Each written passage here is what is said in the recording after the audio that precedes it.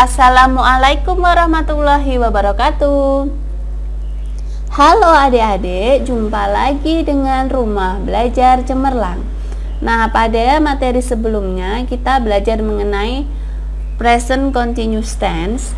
Nah, sekarang kita akan belajar mengenai present perfect tense. Nah, sebelum kita memulai, mari kita baca basmalah dulu ya. Bismillahirrahmanirrahim. Nah, pada present perfect tense rumusnya bagaimana sih? Nah, rumusnya itu kalau untuk bentuk positif itu subjek, kemudian have atau has, kemudian verb 3. Verb 3 itu kata kerja bentuk ketiga, kemudian objek. Kemudian untuk negatifnya sama subjek, have atau has, kemudian tinggal ditambahkan dengan not. Kemudian kata kerja bentuk ketiga atau verb 3, kemudian objek.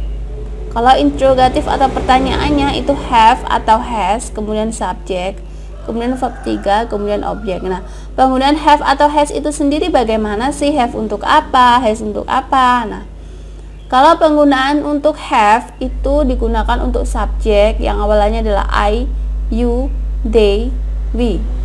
Kalau untuk has itu he, she, it. Nah, seperti itu ya.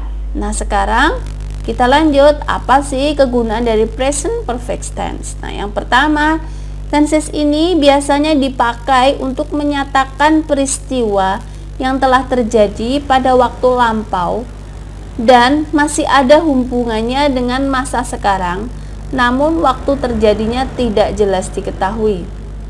Contohnya seperti ini. I have spoken English. Saya telah berbicara bahasa Inggris. Nah, kapan itu? Nah, kalian lihat di sini struktur kalimatnya. Nah, di sini spoken. I have. I berarti menggunakan have ya. Spoken English. Spoken ini adalah bentuk ketiga, kata kerja bentuk ketiga. Dari siapa? Nah, kalian lihat di sini. Spoken itu berasal dari ini. Speak, spoke, kemudian spoken.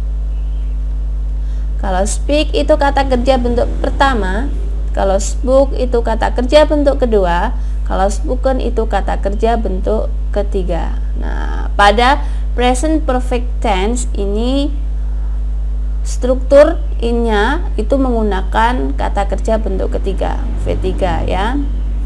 Jadi subject, terus kemudian have atau has, kemudian verb 3, kemudian objek. Seperti itu ya.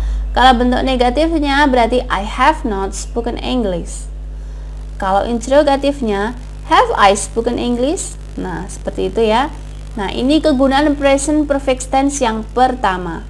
Kemudian yang kedua apa? Nah, kegunaan yang kedua itu adalah tenses ini biasanya juga dipakai untuk menyatakan suatu kejadian atau suatu kegiatan yang dilakukan pada waktu lampau dan masih ada hubungannya dengan waktu sekarang. Contohnya seperti ini. Mr. Andre has taught English since 8 years ago. Nah, jadi waktunya ini diketahui ini. Since 8 years ago. Artinya Papa Andre telah mengajar bahasa Inggris sejak 8 tahun yang lalu. Nah, kalian lihat di sini Mr. Andre, dia laki-laki. Nah, he berarti he itu menggunakan has ya. Talk itu apa? Talk itu mengajar. Nah, V1-nya apa? V1-nya teach. Ya. Nah, untuk bentuk negatifnya, Mr. Andre has not taught English since 8 years ago. Kalau interrogatif atau pertanyaannya, has Mr. Andre taught English since 8 years ago? Nah, seperti itu. Nah, ini kegunaan yang kedua. Kalau kegunaan present perfect tense yang selanjutnya, tenses ini biasanya juga dipakai untuk menunjukkan perbuatan ulangan pada waktu tak tertentu di masa lampau. Biasanya kata yang digunakan itu before, already, before, never. Nah, contohnya apa? Nah, ini. You have heard this before. Kamu telah mendengar sebelum ini. Nah, jadi ciri-cirinya ada kata-kata ini. Before, already, ever, never, ya. You have heard. Nah, this before. Kemudian negatifnya apa? You haven't heard this before. Kemudian kalau interrogatifnya, have you heard this before? Nah, seperti itu. Selanjutnya, kegunaan selanjutnya pada present perfect tense itu biasanya juga dipakai untuk menunjukkan perbuatan yang selesai pada waktu singkat. Biasanya kata yang digunakan at last, finally, just, recently. Nah, contohnya ini, finally, I have started to write. Akhirnya, aku telah memulai untuk menulis.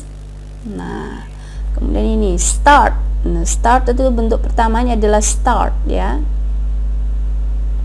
Ini V1-nya, ini V3-nya, ya, start. Kemudian, untuk negatifnya, finally, I have not started to write. Kemudian untuk interrogatif atau yang pertanyaan, finally, have I started to write? Nah, seperti itu ya. Nah, bisa dipahami. Nah, semoga bermanfaat ya. Wassalamualaikum warahmatullahi wabarakatuh.